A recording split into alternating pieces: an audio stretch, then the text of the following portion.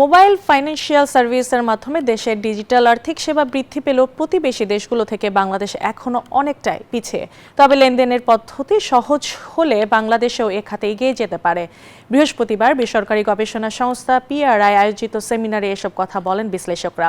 তারা আরও বলেন, ক্যাশলেস লেনদেন চালু হলে টাকা ছাপানো, সংরক্ষণ এবং বন্টন বাবদ বছরে ব্যয় কমবে প্রায় 20,000 কোটি টাকা। নগদ অর্থের পাশাপাশি কেনাকাটা কিংবা বিল পরিশোধে এখন ডিজিটাল পদ্ধতির ব্যবহার বাড়ছে। এর মধ্যে সবচেয়ে জনপ্রিয় মাধ্যম মোবাইল ফাইন্যান্সিং সার্ভিস বা MFS। হিসেব বলছে দেশে বর্তমানে 9 কোটির বেশি সক্রিয় MFS গ্রাহক প্রতিদিন প্রায় 5,000 কোটি টাকা লেনদেন করছে।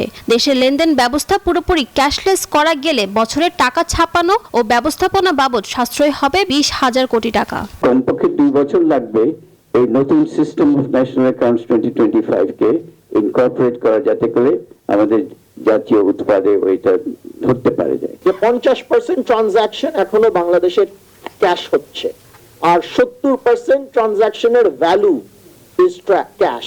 দ্যাট মিন্স আমরা এখনো ক্যাশলেস হওয়ার থেকে অনেক পিছিয়ে আছি। মোনালিসা হেভি ফ্লো 15 পিস প্যাকেটের সাথে 8 পিসের একটি প্যাকেট একদম ফ্রি।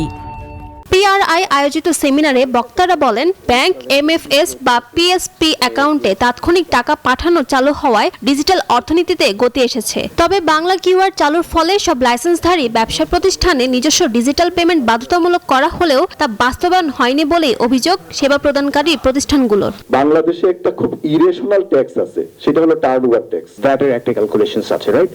ট্যাক্স ভ্যাট এই জিনিসগুলো নিয়ে ওনাদের ভিতরে কিন্তু অনেক ভয় আছে। এ সময় বাংলাদেশ ব্যাংকের নির্বাহী পরিচালক আরিফ হোসেন খান বলেন, ক্যাশলেস পদ্ধতি আরো জনপ্রিয় করতে বাংলাদেশ ব্যাংকের নেতৃত্বে ব্যাংক MFS ও PSPর সমন্বিত উদ্যোগের পাশাপাশি নিয়মিত মনিটরিং প্রয়োজন। তবে এক্ষেত্রে উত্তোলনের বাড়তি খরচ কমিয়ে আনা জরুরি বলেও জানান তিনি। 20,000 কোটি টাকার জড়িত এই ক্যাশ উৎপাদনের সাথে টাকা ছাপানো, সেই টাকার বিতরণ করা, এই সবগুলো যদি আমি আর্থিক মূল্যায়ন করি তবে 20,000 কোটি টাকার মতোই দাঁড়ায়।